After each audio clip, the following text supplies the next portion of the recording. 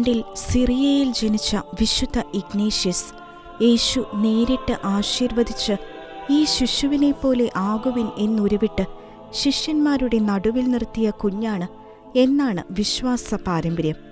വിശുദ്ധ യോഹന്നാന്റെ ശിഷ്യനായിരുന്ന അദ്ദേഹത്തെ വിശുദ്ധ പത്രോസ് അന്ത്യോക്യയുടെ ബിഷപ്പായി നിയമിക്കുകയും ആദിമ ക്രൈസ്തവ സമൂഹത്തിന്റെ രൂപീകരണത്തിലും വിശ്വാസ പ്രബോധനങ്ങളുടെ പ്രചരണത്തിലും അദ്ദേഹം നിർണായക പങ്ക് വഹിക്കുകയും ചെയ്തു.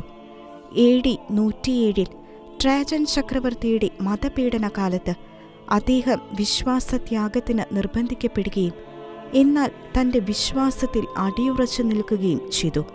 രക്തസാക്ഷിത്വത്തിനായി റോമിലേക്ക് പോകും വഴി അദ്ദേഹം എഴുതിയ 7 ലേഖനങ്ങൾ ക്രൈസ്തവ വിശ്വാസ സത്യങ്ങളുടെ ആധികാരിക സ്രോതസ്സായി തലമുറകൾ കൈമാറ്റം ചെയ്ത അമൂല്യ രചനകളായി സൂക്ഷിക്കപ്പെടുന്നവയാണ്.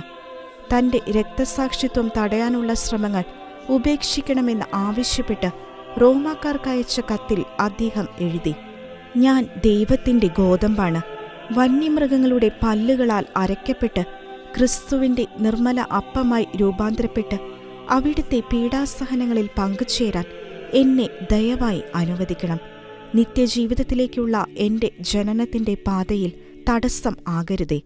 എൻ്റെ ജീവന്റെ സ്നേഹമായവൻ്റെ ക്രൂശീകരണത്തിൽ പങ്കുചേരുന്നതിൽ നിന്ന് എന്നെ അകറ്റി നിർത്തി എനിക്ക് ഉപദ്രവം ചെയ്യരുതേ.